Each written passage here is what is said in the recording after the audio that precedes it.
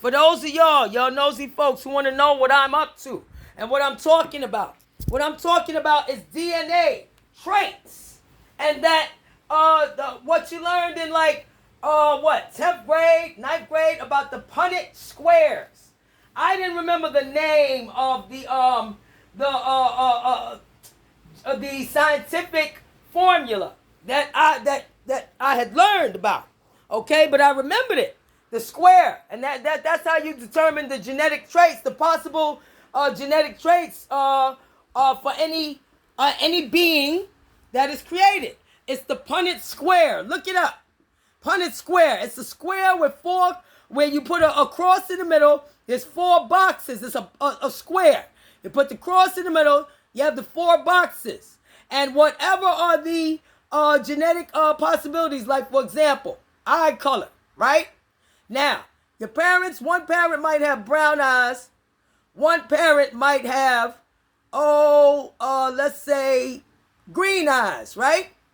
Okay? Then that's how you determine what is the possibility for the children, the outcome, how many would have brown, how many would have green, or eyes, or whatever. Whatever is the particular trait.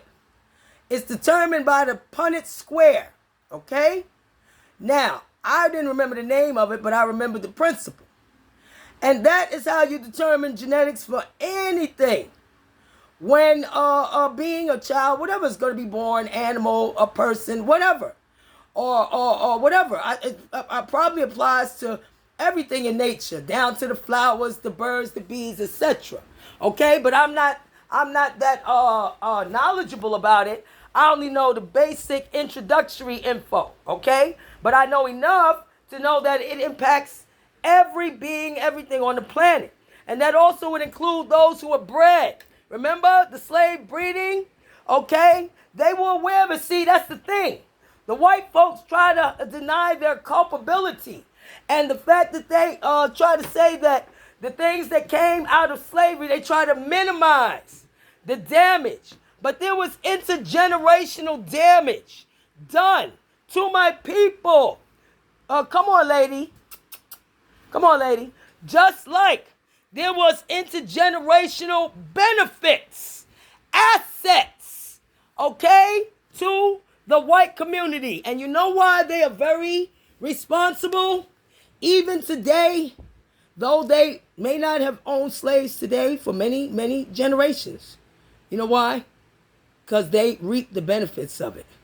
So you reap the benefits of the crime, you know, but you don't want to give back some, come on, lady, some of those benefits that you would have never had if not for those 400 years of free labor, and then the 50, 60 years of slave breeding after slavery was outlawed. Where if you go into the records, there are not a lot of records left. But when you go into the records, you will see there were even people who worked in the government, governors and things like that, who had owned slaves or benefited off of the system, made laws, put laws in place to keep it going, put laws in place to victimize the blacks even after they were free. So that, for example, if they, you got to excuse, it's a bit of a mess in my home, but I can't do it all. I can't do the manual labor and pioneer genetic principle all in 24 hours. Sorry, and be sick too? Miss me with the bullshit. See what you could do while you're sick. So anyway, they put laws in place. I've researched it already. All y'all got to do is look it up. Read. That would make things difficult for black people, like, for example, like with the banking and land ownership, you know, charge them higher interest rates, put more, you got to qualify, you got to do this, do that, and make it easier for the white folks, though, while making it harder for the blacks. Those are things that happened after slavery, by generations after slavery, who still do things like that these days after slavery, which is why you see things like the Karens now, who make these wild calls to the police, crying they're in danger. The same shit they used to do back in the day, the white woman.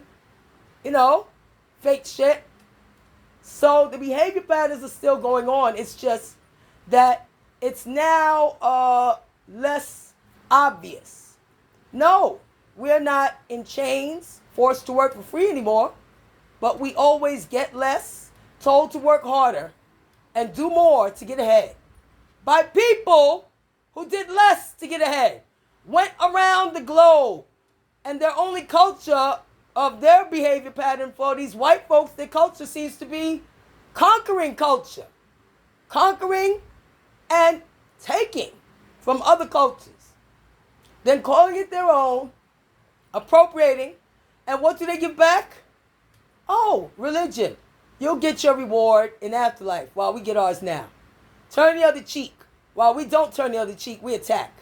And slave, obey your slave master, even though they don't. They stopped slavery of their own a long time ago because they were intelligent enough to realize no civilization would rise if you're constantly enslaving each other's people. It's going to be constant war, folks growing up with resentments. Oh, they enslaved my parents, I'm going to get them back. Endless. So they stopped doing it to each other and decided that's okay, it's all right to do it to everybody else because their skin color is different from ours. So we won't do it to white folks because we know none of our civilizations will rise. We'll have an agreement that will allow our civilizations to rise individually while we go across the globe enslaving and taking from other cultures and telling them to be passive while we don't be passive. We bring war and slavery. And I'm not saying slavery wasn't going on before, but you didn't see the whites going and saying, you know what, slavery's wrong. We figured that out, that it was wrong. If we enslave our own each other, we were doing that. And we realized that it was wrong. Neither one of our civilizations will rise. Did they go around the globe saying that? Nope. They said the opposite. Did the opposite.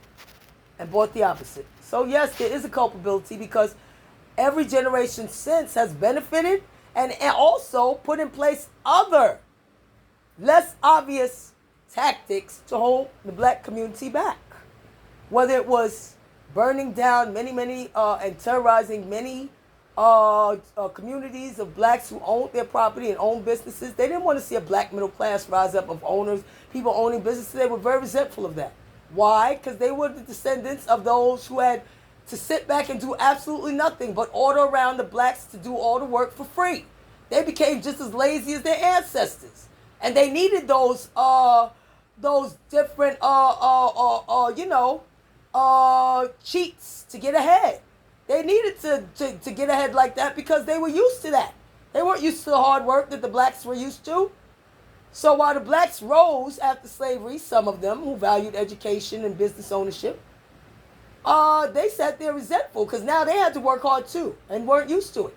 They were used to sitting back and being told they were superior and the blacks need to do everything because they weren't full human. They were, less human.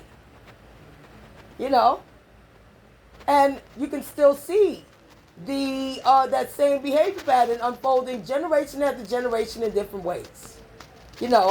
Where now it's being put around that everything that black people have accomplished, they take away all those accomplishments. They don't acknowledge that black people created or pioneered or did anything, including rap music. And, they monetize, make money off of it, come into the black communities, enjoy parts of the black community's culture, the shit that we create, get taken. We create it, it gets taken. No, we don't need to be blending too much with other cultures as far as, we need to keep it close to the best because everything our people have done, everything our people have created, pioneered, or built has been taken away from them bit by bit and held back. You'll get all kinds of things put, blockages and stumbling blocks put in place to hold you back, whether it's with the banking, whether it's with false accusations. The same people working in the police department are the ancestors of the people who were our overseers. Remember that. And are enslavers. And while some are not, you know what? They come to our community to tell us that they're not when they need to go to their community and change them. And force the change over there. Because we can't. We can't go in white communities and force the change. They can't. We go to white communities and try to do that, we get killed. So, yeah. No, I'm not going to be going back to the go along and get along, pretending I'm low IQ and mediocre academically and you know what I'm saying, spiritually, or in terms of my long range vision and ability to study behavior patterns, whether it's in people, whether it's in countries, whether it's in cultures, or whether it's in the universe or civilizations. There are behavior patterns in everything. You know, order, a good orderly direction. Whether you believe in God or not, there's a good orderly direction in everything. Yep, and I study that. And I pioneered that with regards to the descendants of the slave breeding program's genetic principle and its effect, inevitable effect on the decline of civilizations, not just one, all, and the inevitable increase in crime and lawlessness. Again and again, it's a behavior pattern. I study them and I read, and y'all don't. So there you go. See, this is how you see your ancestors in high school why they left me alone, and my family why they left me alone. Right, Khalid? I love you, Khalid. You're my only cousin who didn't sexually abuse me, and I'm not coming for you for questions and answers from you, but I am coming for everybody else. Yep, even the ones in Detroit and cousin Renee, Thomas Renee here in New York. I think he lives in the Bronx now. Let's see who wants to run from the truth. Because I'm not holding none of y'all secrets. I'm dropping it all before I leave. Have fun. Now, y'all all think about the shit y'all did in front of me, and I have a memory like a computer. And I have videos, too. Bye. Let's see who the fuck want to try and stop me from telling the truth. I'll drop like a bomb like Mount St. Helens on all of y'all. And don't give a fuck.